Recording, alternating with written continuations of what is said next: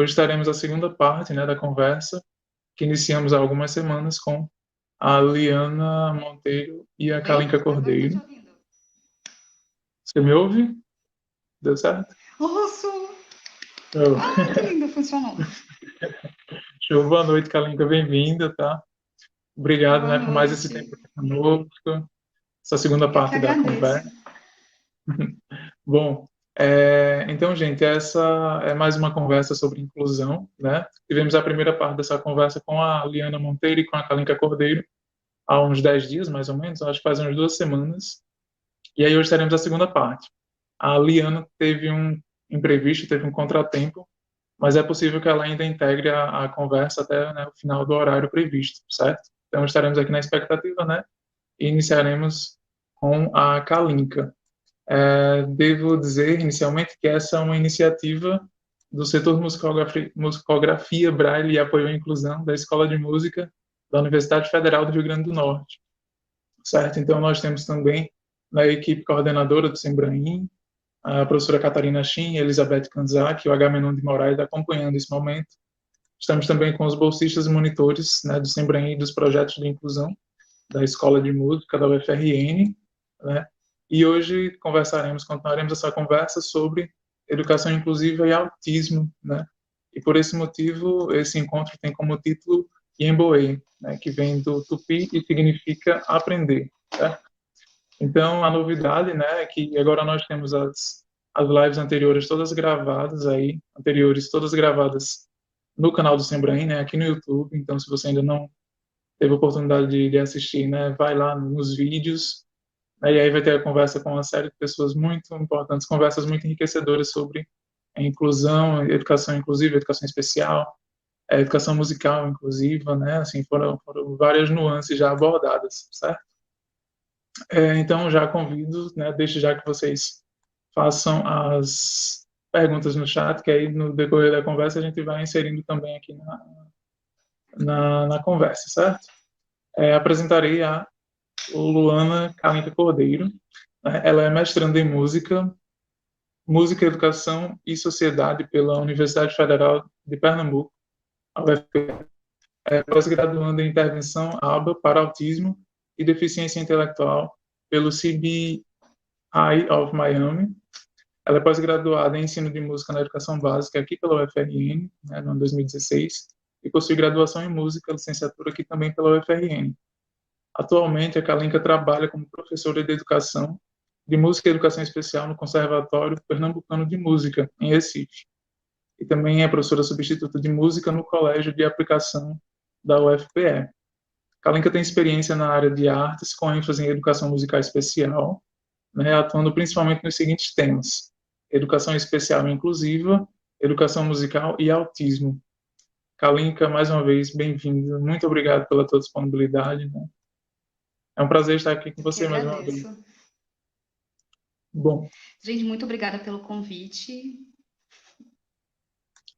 vamos em frente, né?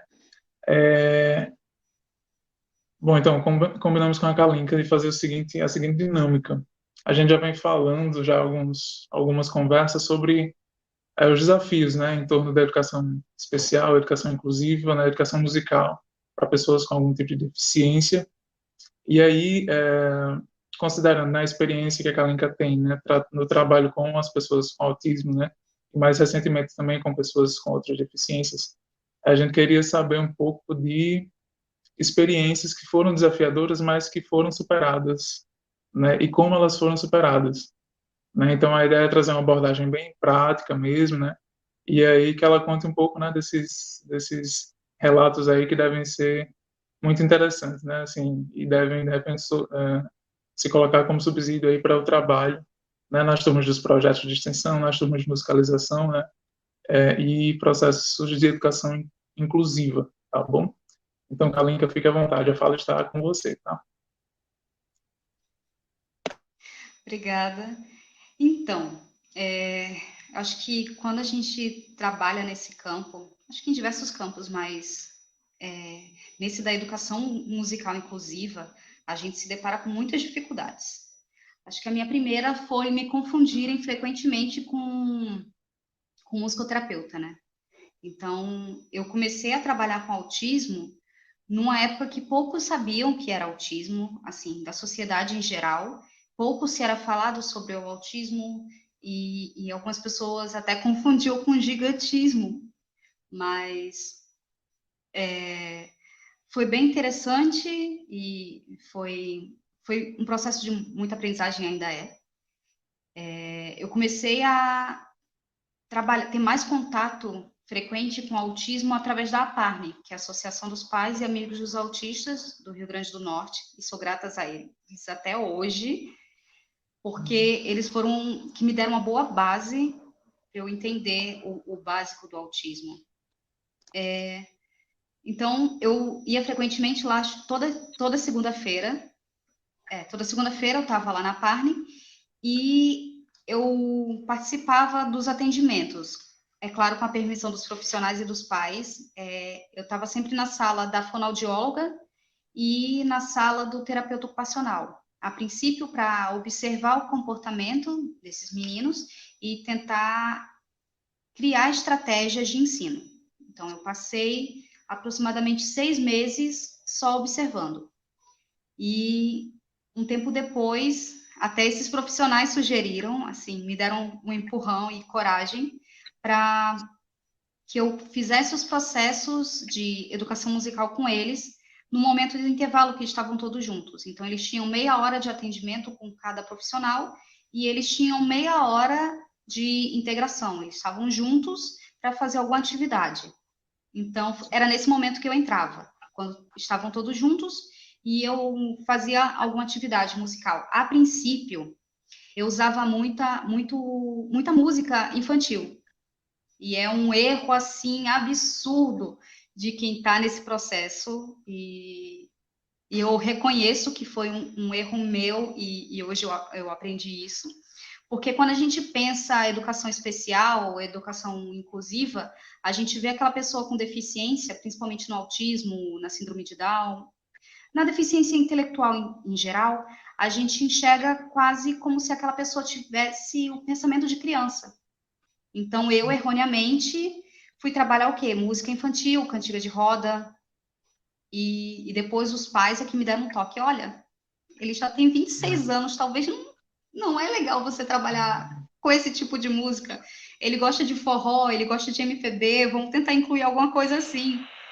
Ai, caraca, eu dei essa mancada. E então, assim, acho que de cara já é algo bem específico. Eu esqueci de explicar também que quando eu comecei minha pesquisa, a maioria das pessoas falam sobre autismo infantil. Então, vão falar sobre crianças com autismo. E eu resolvi fugir um pouco dessa linha, porque como a maioria das pesquisas são nessa área, a maioria dos voluntários que iam para a Parne, eles queriam trabalhar só com as crianças. E os adultos que estavam lá com autismo, eles já estavam lá há tanto tempo e não tinha nada de novo para eles, justamente porque o foco era as crianças com autismo. Então, eu resolvi aceitar esse desafio e resolvi interagir com jovens e adultos com autismo. Por isso que eu estou falando dessa mancada de eu ter começado justamente com os maiores. Então, é um conselho que eu dou, a princípio, trabalhem com músicas da faixa etária da galera, ou então escolham um repertório que consiga passar por todo esse público ou diversas idades. Depois disso, graças à professora Catarina Shin, virou meio que um projeto e foi para a escola de música.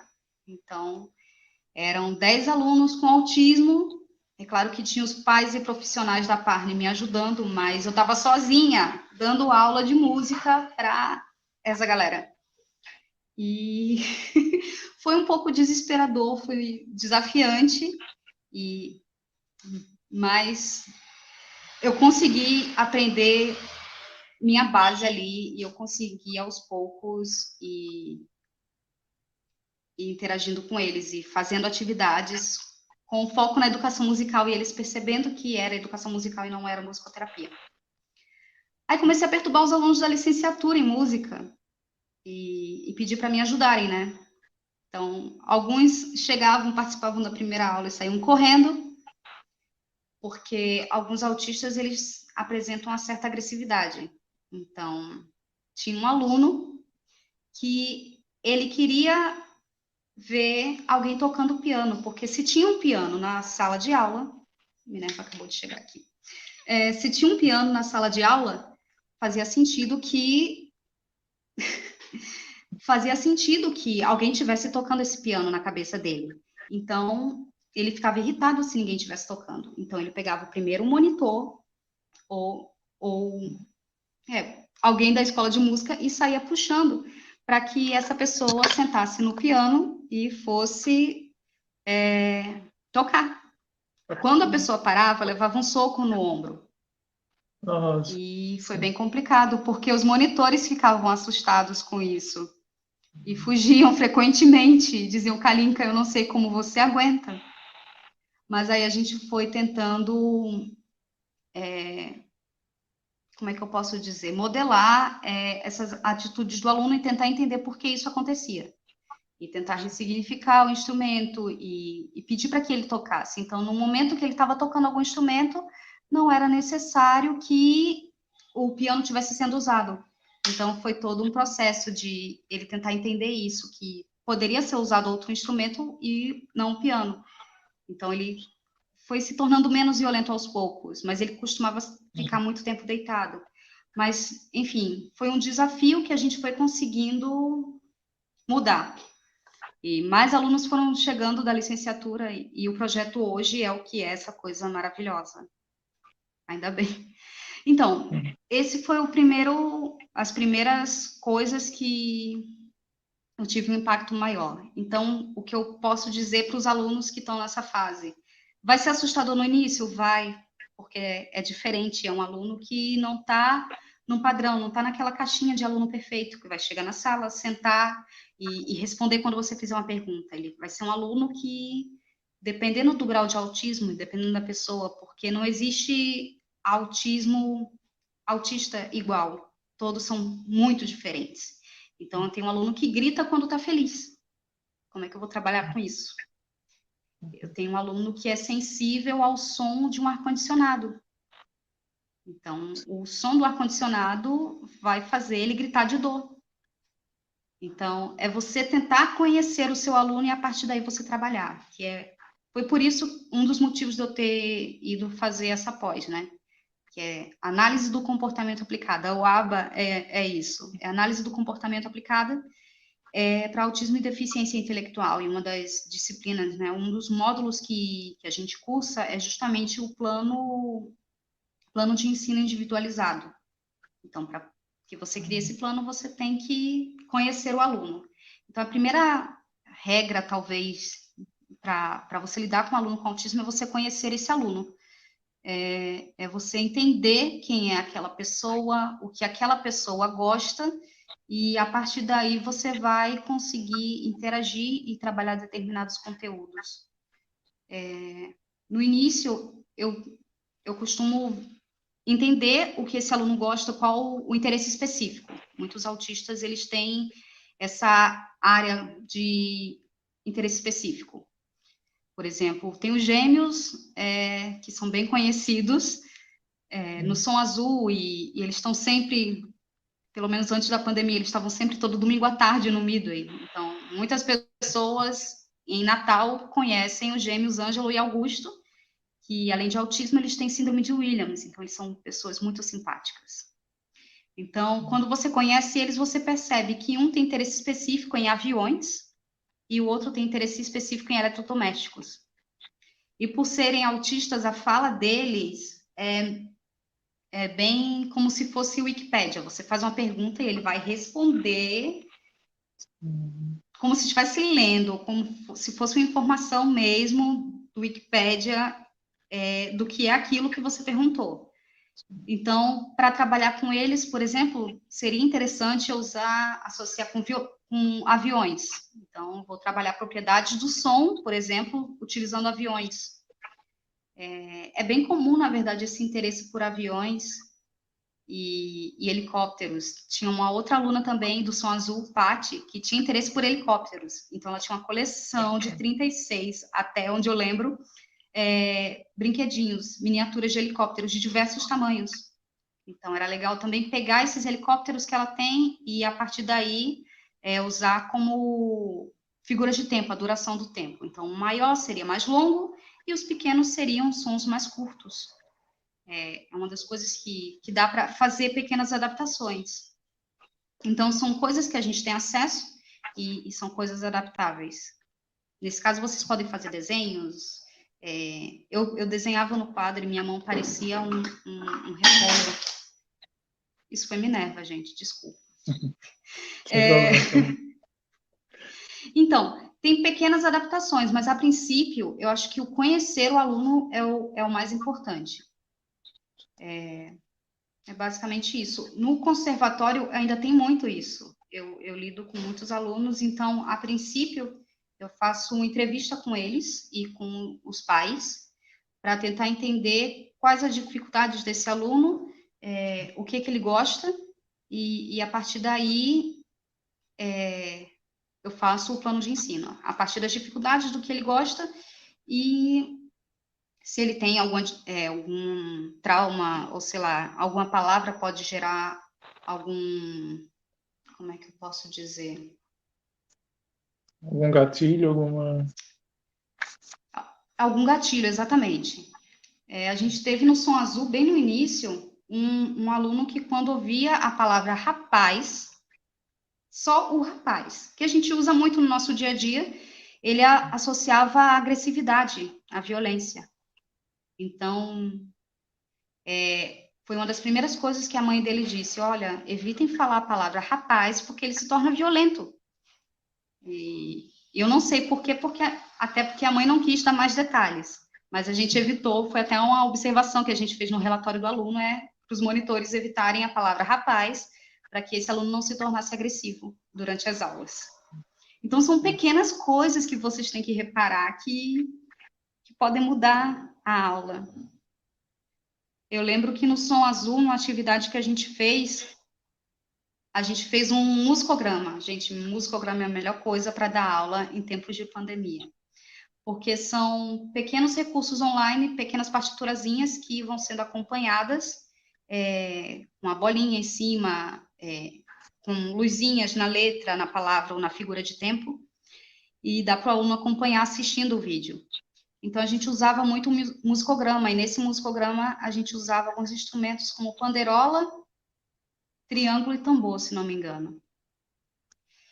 E justamente a atividade estava ocorrendo muito bem até o momento que o triângulo começou a ser tocado e um aluno começou a chorar, porque ele era muito sensível ao som do triângulo. E depois, na verdade, assistindo o vídeo que a gente gravava durante as aulas, foi que a gente entendeu que esse foi o gatilho para o aluno entrar em crise e acabou a aula, a gente não conseguiu mais dar aula. Porque esse aluno entrou em crise e afetou todos ao redor. Então, é isso que eu tenho a dizer. São pequenas coisas que vocês têm que reparar para poder entender o aluno, fazer seu plano de aula. Sim. Então, eu fiquei curioso, nesse processo inicial, né? Tinha alguma base de dados ou algum recurso que você consultava para, de repente, assim, encontrar relatos de experiência que pudessem auxiliar nessa compreensão, né? Tem algum recurso assim que você ia consultando periodicamente? Então, quando eu comecei, foi uma época que tinham pouquíssimos recursos. Quase ninguém falava de autismo, o que é muito estranho, porque eu comecei a pesquisar autismo em 2010, acho que foi 2010. E quase ninguém falava de autismo. Quando a gente ia ver, era pouca coisa da área de pedagogia, mas era muita coisa mais voltada para psicologia. Eram muitos artigos com questões clínicas.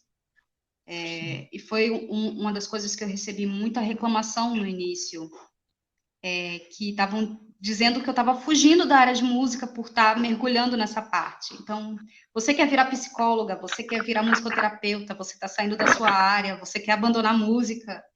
E eu só quero que o aluno tenha direito à aprendizagem dele de uma forma agradável, que não seja difícil, que não seja doloroso. Então, que seja uma aprendizagem prazerosa. e eu acabei mergulhando muito nessa área. Então, até hoje eu acompanho muita essa questão de psicólogos. Eu acompanho alguns psicólogos, eu acompanho alguns canais no YouTube, principalmente o Nerdologia, que foi quem eu consegui que explicasse o autismo de uma forma dinâmica e super agradável. O Nerdologia foi apresentado pelo menos um específico, né, foi apresentado pelo Átila Yamarino, que Sim, atualmente anda falando algumas evidências científicas até sobre o coronavírus. sim. Então, esse biólogo, ele tinha uma forma de explicar de forma dinâmica diversas coisas, então, tanto autismo quanto alguns problemas psiquiátricos. Então, eu comecei a acompanhar ele, e eu também acompanho um pouco da Mayra Gaiato, que é uma psicóloga e doutora em neurociência, que ela tem um canal no YouTube também que fala muito sobre autismo. Eu li algumas coisas por alto na época, eu acompanhava muito conteúdo, eu lia muito sobre Temple Grandin e assistia filme e documentários sobre ela, que é uma engenheira agrônoma autista e é referência internacional, porque ela foi uma das primeiras autistas a falar sobre o que era o autismo, e na verdade eu creio que tenha sido a primeira autista a escrever um livro sobre o que era o autismo e explicar um pouco sobre isso, até em parceria com Oliver Sacks, que também foi um escritor incrível. Então, eu acompanhava o material desse pessoal e lia muita coisa sobre o assunto e assistia algumas séries, que uma das minhas referências para entender um pouco da síndrome de Asperger foi o personagem Sheldon, da série The Big Bang Theory, que na época estava fazendo muito sucesso. Então, tanto que o vídeo do biólogo e pesquisador Átila, do Nerdologia, foi justamente o título, Sheldon é autista? Então, foi a forma que eu conheci o canal, né? Atualmente, eu continuo acompanhando a Mayra Gaiato, o Luciano Lacerda e... Teixeira, agora esqueci o nome dele, que é justamente o diretor da CBI of Miami. Sim. Acho que é Dr. Gustavo Teixeira, que ele também tem vários livros escritos sobre o manual dos transtornos escolares, que é bem interessante também. Deixa eu ver o que mais. Sim, e basicamente, acho que minha maior referência durante todo esse processo na área de música foi Viviane Louro, que é quem escreveu pelo menos uns 3 a 4 livros relacionados à educação musical e deficiência. Sim. Você tinha mencionado anteriormente, nos bastidores, né, as indicações de leituras para quem ia mergulhar e quem queria nadar no autismo. Acho que é um bom momento, né, para Sim, apresentá-las. Você está com com eles aí? certeza. Eu separei alguns livros, eu trouxe Sim, aqui. Eu vou apresentar primeiro os livros para quem quer nadar, só entender o básico do que é o autismo. E o primeiro que eu sempre falo, e a capa dele tá até em braille aqui, com algumas manchinhas em braille, porque até o Gessé já leu esse livro. Então, legal. eu acho que o pessoal da biblioteca, eu não sei se chegaram a digitalizar esse livro que eu emprestei numa época, passou um tempão aí, passou um tempão na escola de música, que é O Sim, Que Me Faz Pular, do Naoki Gashida. Esse livro, ele foi escrito pelo Naoki Gashida, que na época era um menino de 11 anos, autista. Síndrome de sim, Asperger, né, que é o atual autismo leve. E ele sim, escreveu esse livro explicando pequenas características do que é o autismo, mas é uma leitura muito simples, muito dinâmica, muito fácil e gostosa, porque são pequenos capítulos. Tem pergunta 1, como você escreve essas frases? Então, cadê? Deixa eu mostrar aqui. É uma pergunta e ele legal. responde. Então, assim, ó, deixa eu ver aqui. É muito curto. São 2 páginas. Então, segunda pergunta: por que pessoas com autismo falam tão alto e de forma estranha? Aí ele vai responder. E são poucas páginas. Então, assim, são perguntas que a gente costuma fazer, perguntas básicas sobre autismo, e ele vai respondendo essas perguntas. Então, é um livro muito simples de ler e você sai entendendo pelo menos o básico do que é o autismo. Eu adoro esse livro. É o primeiro que eu sempre recomendo para quem quer entender um pouco do que é o autismo. O segundo, como eu disse, uma das minhas influências atuais para estudar o autismo é a psicóloga Maíra Gaiato. Então, é o livro dela, SOS Autismo, que ela explica um pouco dos aspectos históricos, ela explica um pouco do que é o autismo, fala um pouco da atualidade e é bem legal. E até tem o site dela, que atualmente ela disponibilizou muito material para pais de autistas que os filhos estão sem tratamento. Então, para que os pais façam algumas atividades com essas pessoas com autismo. Então, tem muito material lá, e ela também oferece um curso como é que eu posso dizer, de acompanhamento terapêutico. Então, para que os pais também se tornem terapeutas dos filhos, ou entendam um pouco sobre como tratar o filho nesse tempo de pandemia, ou em geral, como serem acompanhantes ativos. É muito legal esse livro, tem o site dela, tem o canal dela no YouTube também, que ela posta muita coisa, e tem sempre várias dicas, é bem legal mesmo. Basicamente são esses dois, para quem quer nadar ou boiar no autismo, assim, entender um básico, e, na verdade, para quem quer mergulhar, eu tenho alguns. Então, a primeira dica que eu tenho também está com a capa em braille, porque também já passou pelas mãos do Gessé, porque quando eu emprestava para ele, eu deixava a capa em braille para que ele soubesse qual é o livro que ele está digitalizando, né? Então, para facilitar. E esse livro, como o do Naoki Gashida, também foi escrito por uma pessoa com autismo, e esse livro foi escrito pelo Breno Araújo, que foi aluno da UFRN e do curso de História. Então, são os labirintos percorridos por um aluno Asperger, do ensino infantil ao ensino superior. Então, nesse livro, ele fala de todo esse processo dele, da primeira escola, de como foi, da luta que foi para achar uma escola ideal, que fizesse um ensino de qualidade. Então, todo o processo dele até o ensino superior. Então, é bem legal para você entender também esse processo. É uma leitura muito gostosa também. E o Breno escreveu de um jeito muito legal toda essa trajetória dele. Acho que resume também o que muitos pais de autistas passam, né, atualmente. Acho que deu uma travada, pessoal. Estou aqui, eu não sei se está travando aí. Voltou? Voltou. Ah, então, quando eu falei lá no início sobre a importância de você conhecer o seu aluno, então tem esse livro maravilhoso que é Aprendizes com Autismo, aprendizagem por eixos de interesse em espaços não excludentes. Então, ele destaca bem a aprendizagem por eixos de interesse. É justamente você conhecer.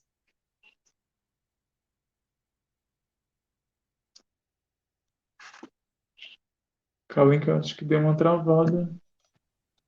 Você me ouve? Oi? Oi? Tô. Me ouve? Sim. Oi? Tá me ouvindo? Oi. Sim, agora sim. Então, trabalhar a aprendizagem do aluno justamente com o que ele tem interesse, a partir do estímulo, né? Você estimular a partir do que ele gosta. Então, é um pouco do que eu falei no início. E ele traz aquelas histórias surpreendentes que a gente lê, às vezes, na internet.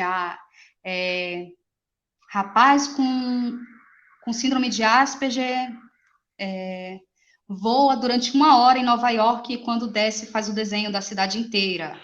Então, tem essa história do carinha aqui que a gente leu essa notícia há algum tempo atrás.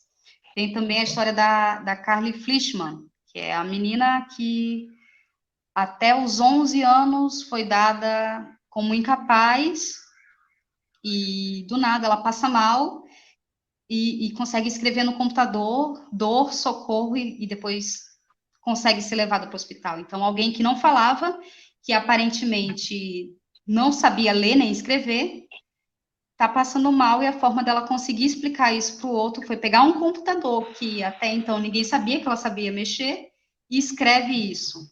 Então, foi um susto para a família. E hoje ela é formada, foi para a faculdade, morava na faculdade, fez amizade, criou projetos e atualmente é apresentadora num talk show.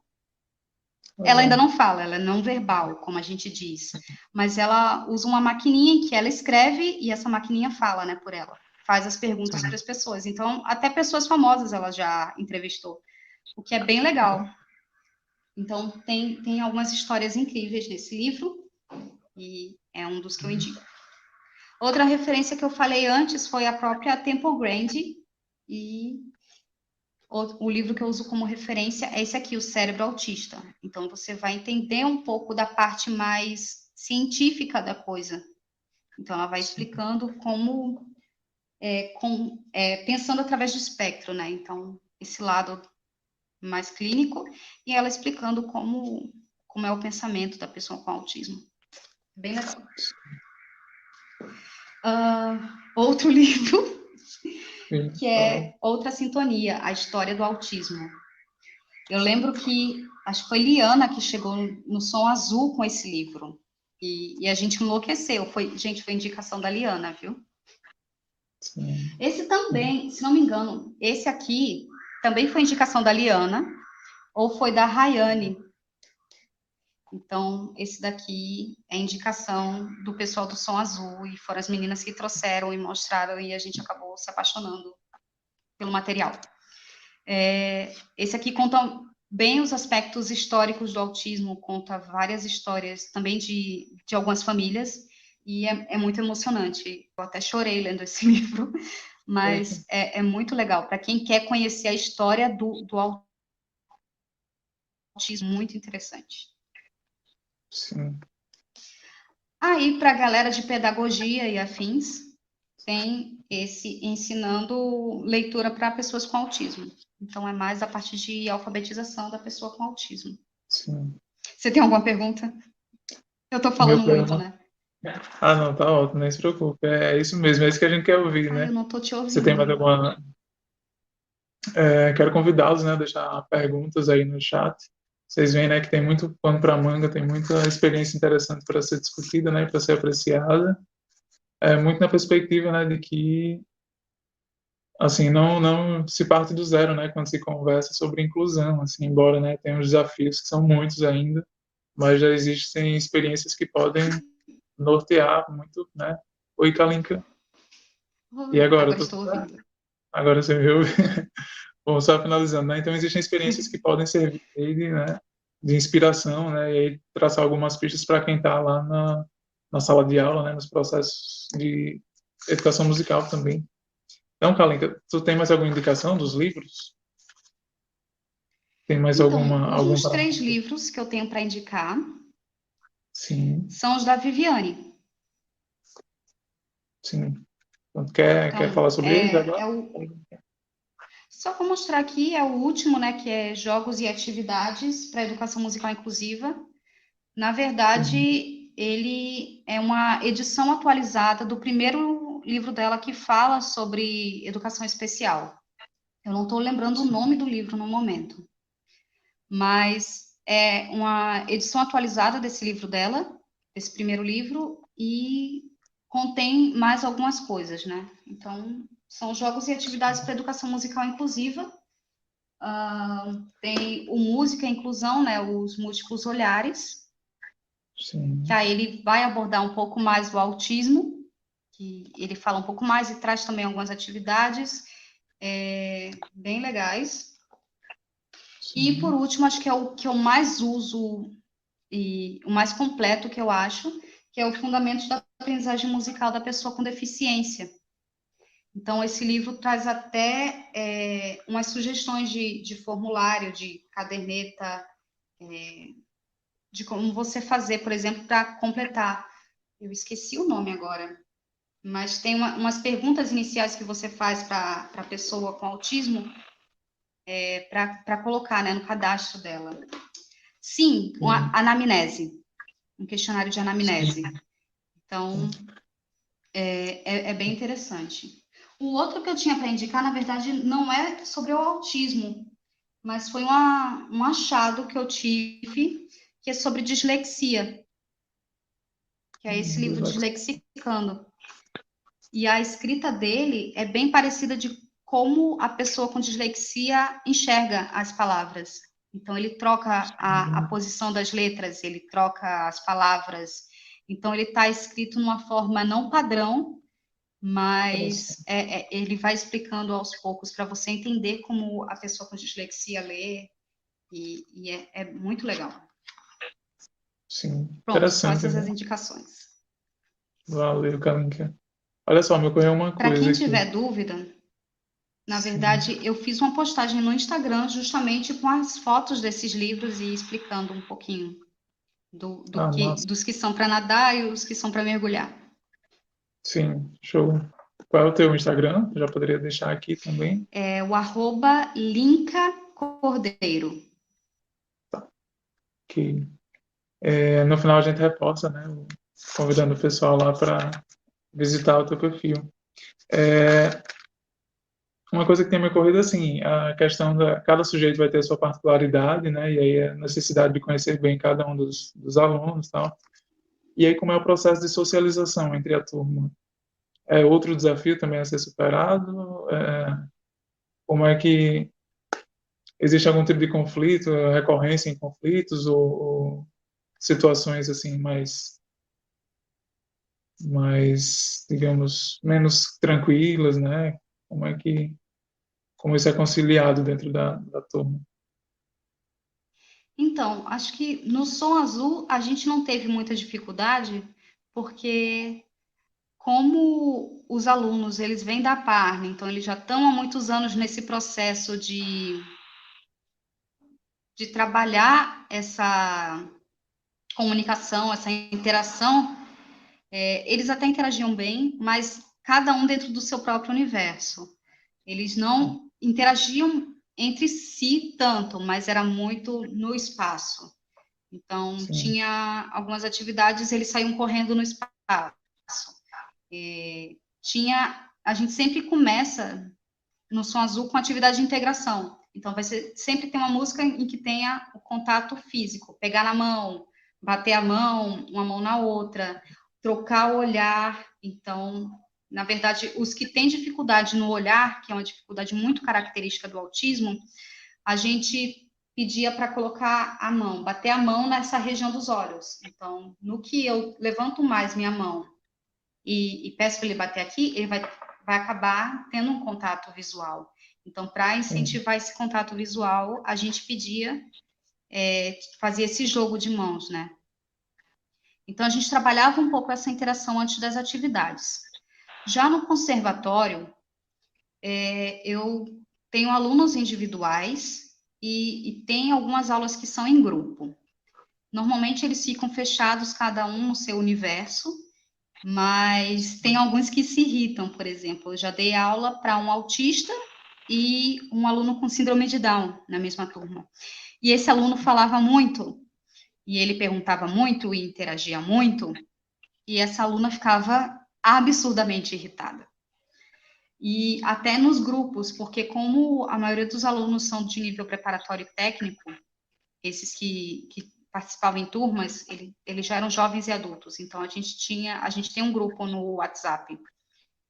E eu tenho alunos que têm deficiência intelectual e até alguns com síndrome de Down que eles falam muito, eles ligam o tempo todo, eles mandam mensagem o tempo todo. Eles não têm filtro. E essa aluna ficava muito irritada com isso, dizia: "Olha, eu já falei isso. Olha, a Kalinka já falou isso, você não está entendendo". Então, os autistas, eles eram bem diretos e tinham aquela falta de filtro do autismo também. E os deficientes intelectuais estavam querendo falar o tempo todo, participar, ligar, mandar mensagem. E sim. alguns se irritavam muito com essa parte, né? Então, era bem engraçado, na verdade. Como eu estou há algum tempo nessa área, para mim é engraçado. É claro que para quem está chegando, eu cheguei a ter dois estagiários, então eles se assustavam no início com isso. Nossa, como ela é grossa! Só que é do autismo, então vai sair, vai falar mesmo. Então, para mim era bem divertido, mas tinham esses desconfortos entre os alunos. Nada que não possa ser superado, né?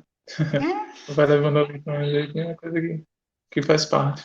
Olha só, a Débora Shirley, né, no chat do YouTube, falou há pouco que, né, estava numa palestra com a Viviane Louro e ela acabou de falar dos projetos de inclusão lá da Escola de Música, né, citando a professora Catarina Shin. E aí, rostinhos com corações, né? Como é que se traduz, né? Tem hoje. E aí, a Adriana Martins falou que adorou as indicações para leitura. Tá? Então, com certeza vai ficar aí um registro muito legal para o pessoal que está na linha de frente, né, que trabalha com os autistas no processo de ensino musical, certo? uhum. Agora, se a gente for olhar assim para em termos de educação musical inclusiva, né, envolvendo não só os autistas, mas também pessoas com outros tipos de necessidades específicas, o que é que você entende? Quais seriam assim, as perspectivas daqui para frente, né? Quais são os próximos passos? Muita coisa já foi construída, né, em termos de experiências, de práticas, inclusive de recursos. Mas aí para frente, o que é que ainda precisa avançar mais? O que é que tem que ser mais consolidado nessa área? Então, acho que ainda falta muito do preparo dos profissionais, né? A gente está num meio em que tem muita gente interessada, ainda bem, mas quando a gente sai um pouquinho dessa nossa bolha de inclusão, a gente enxerga que tem muita escola que não está preparada, tem muitos professores que ainda não estão preparados e as escolas poderiam oferecer mais capacitações. E o que a gente vê, pelo menos eu trabalhei alguns anos em escola particular, e quando o professor falava, olha, precisar estar determinado dia porque eu tenho uma capacitação, a escola já olhava feio. Então, assim, Sim. falta estímulo das instituições, das escolas, de ter fazer capacitação ou incentivar que o profissional faça essas capacitações, porque é o melhor para a instituição, é melhor para o aluno, é melhor para todo mundo ter um professor preparado e preocupado com isso. Sim. Então, acho que falta muito o preparo dos profissionais, inclusive até pediatras. Então, era uma coisa que eu estava discutindo esses dias com alguns colegas, que às vezes o pediatra não consegue reconhecer o autismo. Então, é uma das pessoas que precisa fazer esse acompanhamento, que pode fazer o diagnóstico, é um pediatra ou um neuropediatra. E nem todos se aprofundam nessa área ainda, nem todos conseguem sair dessa zona de conforto. É claro que, em contrapartida, tem muitos também que dão um diagnóstico falso. Eu acompanhei o caso em que alguns CMEs, a criança apresentava alguma característica fora do padrão, e às vezes não era nem autismo, mas tinha um mesmo neuropediatra, fez o diagnóstico de todas as crianças para transtorno do espectro autista. Então, assim, eram pessoas simples que eram indicadas para esse neuropediatra, às vezes elas não tinham o diagnóstico de autismo, elas não apresentavam nem características de autismo, elas apresentavam transtorno opositor desafiador, elas apresentavam transtorno bipolar, elas apresentavam qualquer outro transtorno ou deficiência, mas quando chegava nesse neuropediatra, ele só dava o laudo de transtorno do espectro autista. Então, acompanhei esse caso e foi bem difícil, porque os pais chegavam, meu filho é autista, mas você olha ali, você que é professor, que está constantemente com esses alunos, você repara Não, essa criança não apresenta.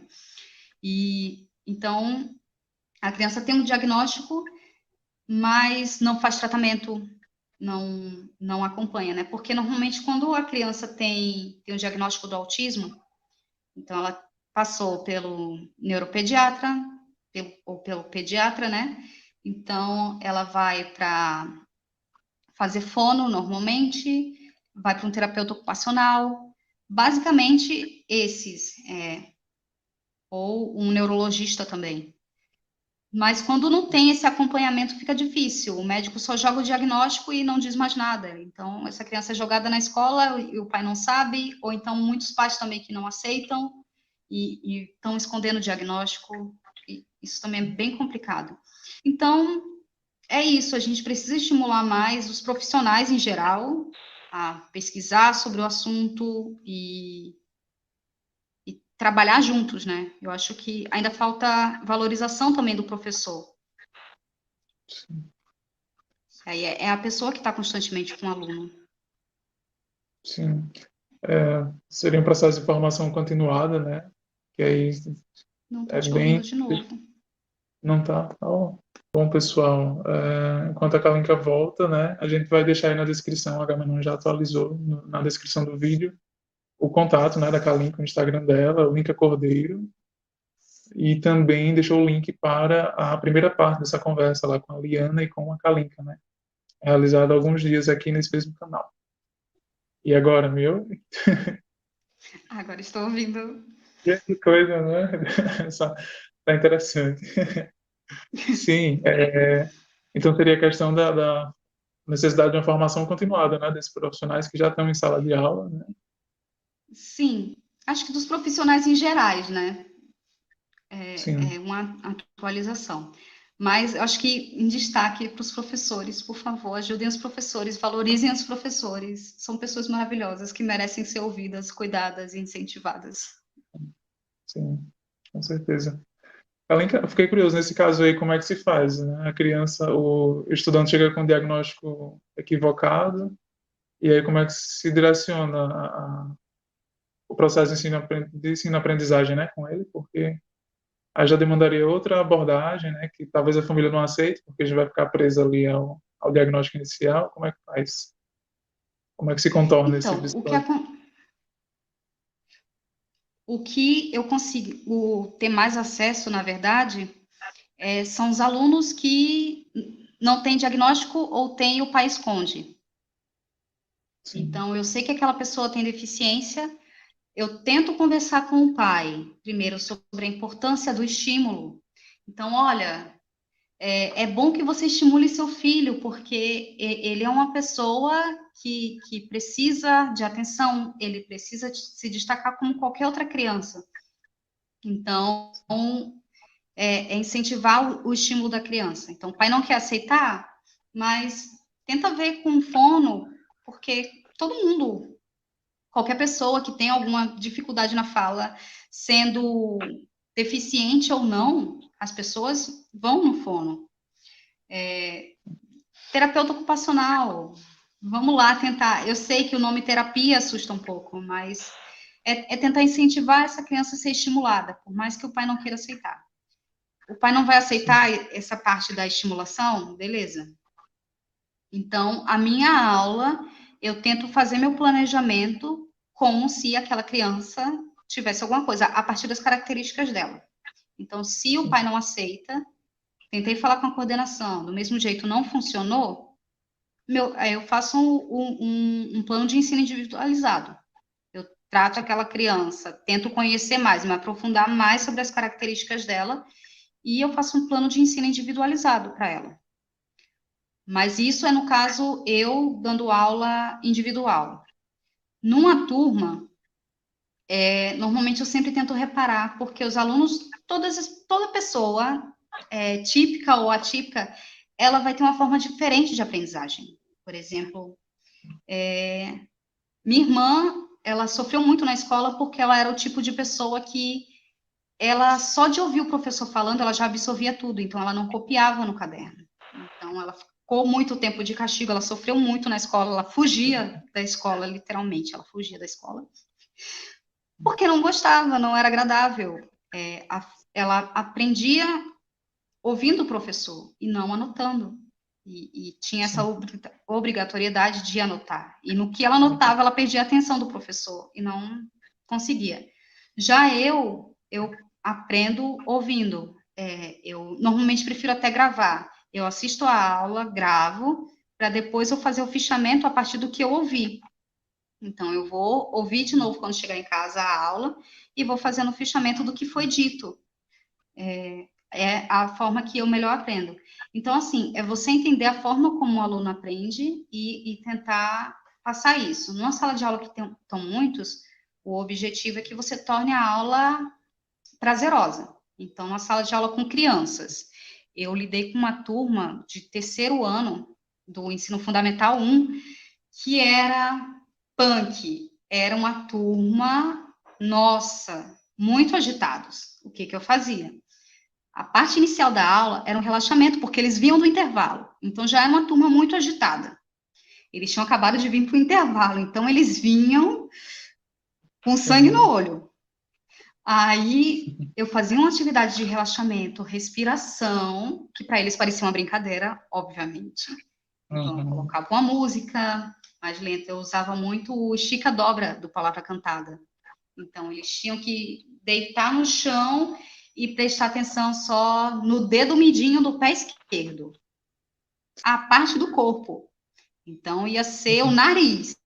Eles iam ter que esticar e dobrar o nariz. Então já era um momento em que eles tinham que ficar parados, se concentrar para mexer só uma parte do corpo, porque tem aquela coisa, né? Se errou, pagou mico. Então eles Sim. tinham isso, fazia essa atividade de relaxamento. Aí sentava, fazia uma atividade mais calma com eles. Aí eu cronometrava, tinha 10 minutos dessa atividade mais calma com eles, eram mais ou menos uns 5 minutos de relaxamento, 10 minutos de atividade sentado. Aí depois eu passava uma atividade prática em pé. Então eles tinham que fazer alguma atividade mais agitada, que aí eles jogavam toda a energia naquela parte e Uhum. depois voltava, mais 10 minutos sentados. Então, assim, era uma aula toda cronometrada, milimetricamente, para que eles tivessem a parte de jogar energia e uma parte mais calma. Então, era tensão e repouso o tempo todo na aula para manter a atenção desses alunos. Sim. Tem também algumas técnicas de que, em vez de usar cadeiras, você usar aquelas bolas de yoga, yoga, atividade física.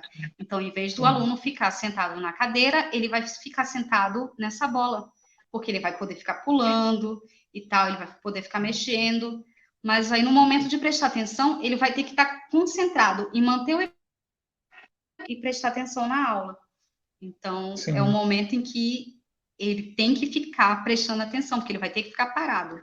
Se ele se mexer, ele pode cair no meio de uma aula e que ele precisa prestar atenção. Então, tem algumas técnicas usadas para Sim. manter a atenção dos alunos. Sim. Kalinka, agradeço demais pela sua participação, né, nessa noite. Esse segundo momento foi muito enriquecedor. E, assim, para mim, que não sou da área da educação, fico fascinado, né? Assim, acho que quem é da educação, com certeza aí tem um material muito bom, né, para assistir muitas pistas, né, e estratégias de como desenvolver lá na sala de aula mesmo. E, assim, cada vez fico mais encantado com essa profissão, né, e parabenizo pela tua experiência, assim, e por estar passando adiante, né, essas práticas e essas experiências, que com certeza podem ajudar muitas pessoas, certo? Então, reforço aqui, né, convido o pessoal a acessar o perfil da Kalinka lá no Instagram, é o @linkacordeiro. A gente disponibilizou também aqui na descrição do vídeo. Na descrição do vídeo você também pode acessar a primeira parte da conversa, né? Então, só descer um pouquinho aí o vídeo, né? Já clica lá. Se não tiver inscrito, se inscreve também no canal, né? Para ver o que é que vem pela frente. Aí teremos mais lives e mais conversas nos próximos dias. E aí, Kalinka, eu peço para que você deixe suas considerações finais, suas últimas palavras. E aí a gente encerra esse momento hoje. Eu quero agradecer muito a vocês pelo convite novamente. Eu vou citar a professora Cristiane Galdino, que é minha professora, foi minha professora no mestrado.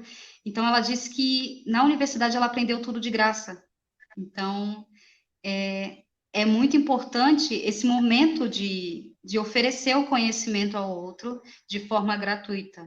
Então, tendo dúvidas, pessoal, pode entrar em contato, eu converso com vocês sempre, e muito feliz em compartilhar conhecimento, e já dizia o ET Bilu, busque conhecimento. É isso, Exatamente. gente. É isso mesmo. Deveríamos ouvir mais de ET Bilu, né? Inclusive. Então é isso, pessoal. Boa noite. Espero que todos e todas fiquem bem, né? E, se possível, fiquem em casa. Tchau, tchau, Kalinka. Boa noite. Até a Tchau, próxima. tchau, boa noite. Tchau, tchau.